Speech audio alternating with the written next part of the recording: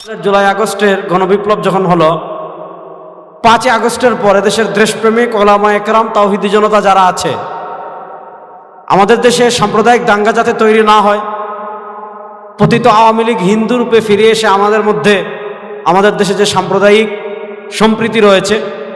এটাকে নষ্ট করে সাম্প্রদায়িক দাঙ্গা যাতে তৈরি করতে না পারে, আমরা তখন মন্দির পাহারা দিয়েছি।